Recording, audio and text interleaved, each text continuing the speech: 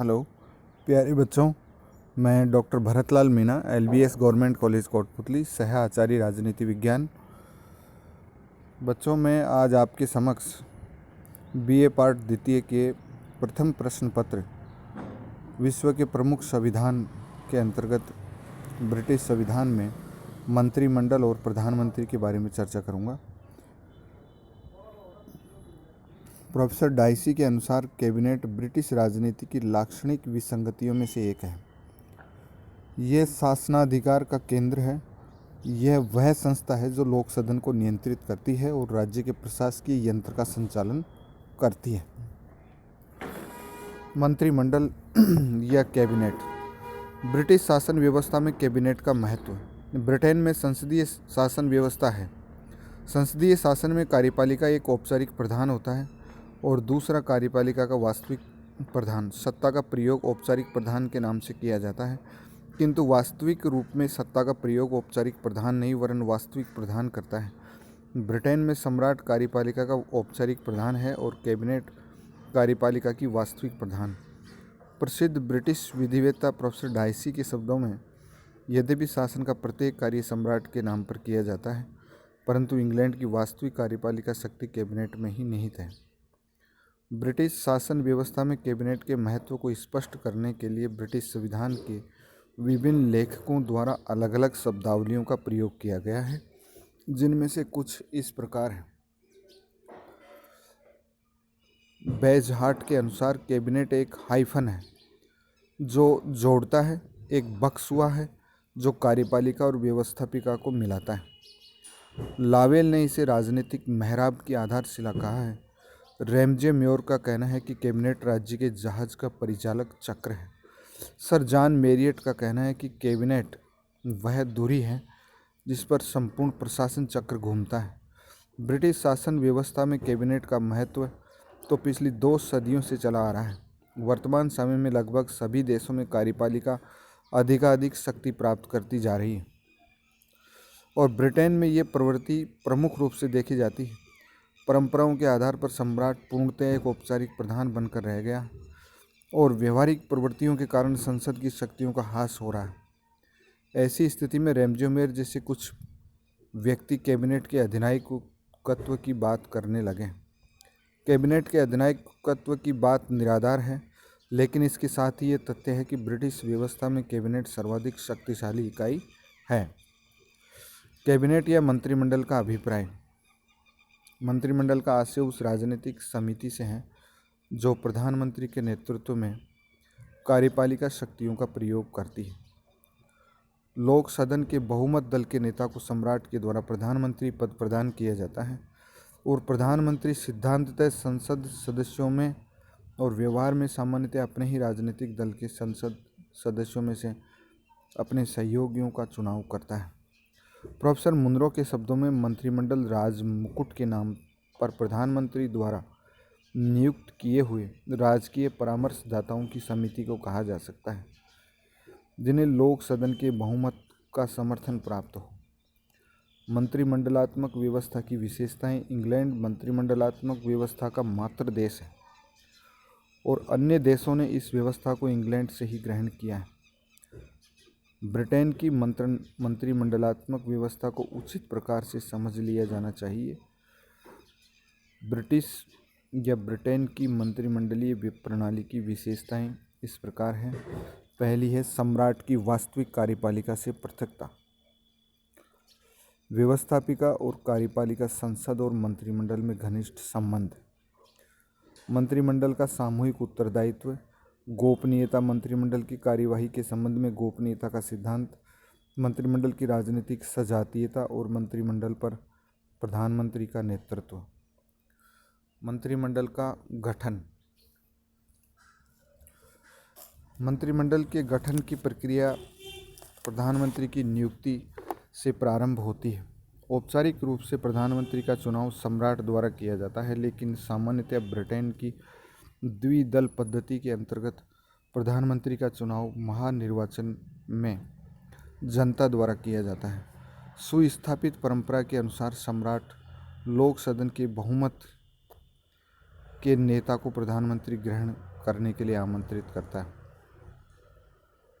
अतः सामान्यतया इस संबंध में सम्राट की व्यक्तिगत इच्छा या विवेक का कोई महत्व नहीं है, लेकिन विशेष परिस्थितियों में जबकि एक प्रधानमंत्री अकस्मात त्यागपत्र दे दे या उसकी मृत्यु हो जाए, उसका कोई निश्चित उत्तराधिकारी न हो, तो सम्राट प्रधानमंत्री के चुनाव में अपने विवेक का प्रयोग कर सकता है।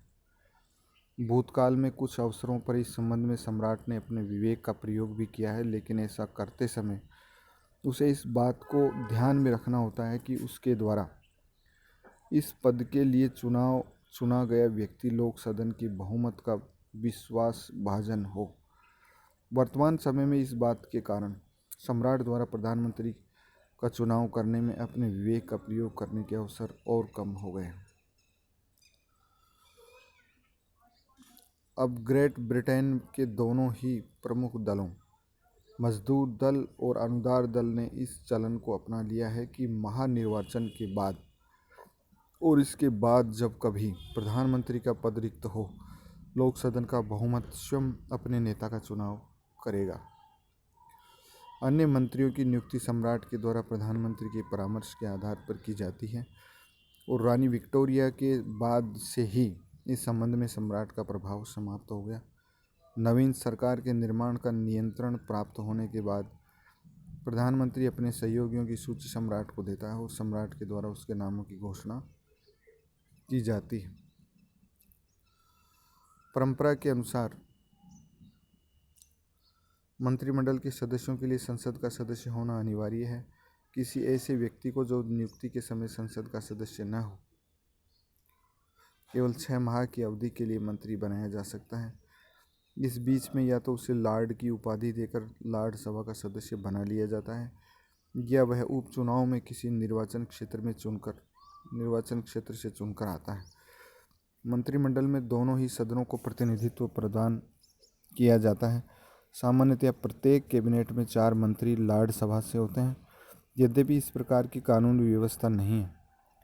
इसके अतिरिक्त प्रधानमंत्री को अपने सहयोगियों का चुनाव करने में अपने दल के अंदर विभिन्न व्यक्तियों की स्थिति, विभिन्न भौगोलिक क्षेत्रों और समुदायों के प्रतिनिधित्व, सदस्यों की दक्षता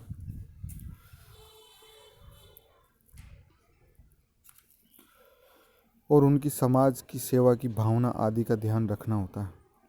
सहयोगियों का चुनाव निश्चित रूप से एक कठिन और महत्वपूर्ण विषय है, लेकिन मंत्रिमंडल की सफलता सही सहयोगियों के चुनाव पर ही निर्भर करती है। इस संबंध में लावेल ने ठीक ही लिखा है कि प्रधानमंत्री का ये कार्य ऐसा ही है जैसा कि बहुत से ऐसे ब्लॉकों की सहायता से जो एक दूसरे से मेल न खाते हों एक चित्र तैयार करना। यद्यपि सहयोगियों के चुनाव में प्रधानमंत्री के द्वारा कुछ वास्तविकताओं को दृष्टि में रखा जाता है, लेकिन जहाँ तक वैधानिक दृष्टिकोण का संबंध है, वह अपने सहयोगियों के चुनाव में पूर्ण स्वतंत्र होता है।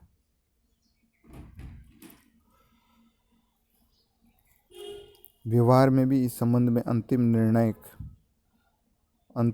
निर्णायक तो उसका अपना विवेक है। एमरी लिखते हैं इस संबंध में कि वास्तव में किसी अधिनायक को ही अपनी कैबिनेट के निर्माण में इतनी अधिक स्वेच्छाचारी शक्ति प्राप्त होती है जितनी कि ब्रिटिश प्रधानमंत्री को।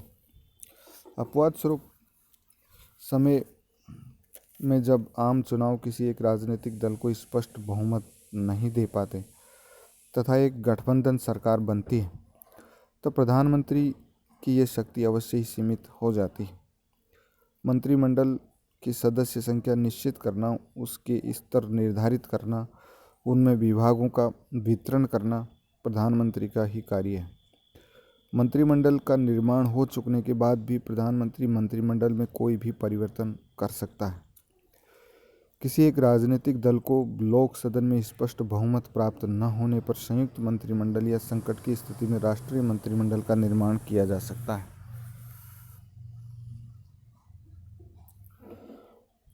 युद्ध काल में मंत्रिमंडल की भी एक आंतरिक समिति के रूप में युद्ध मंत्रिमंडल का गठन किया जा सकता है, जैसा कि प्रथम और द्वितीय युद्ध के समय किया गया।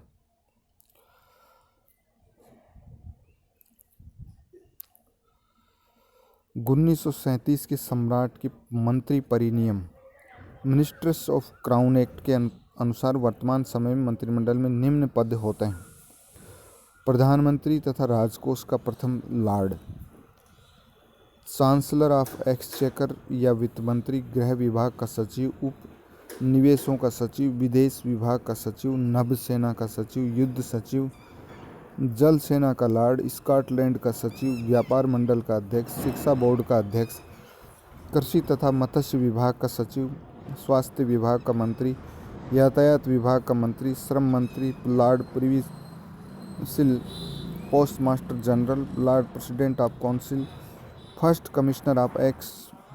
Commissioner of works and pension coordination का मंत्री।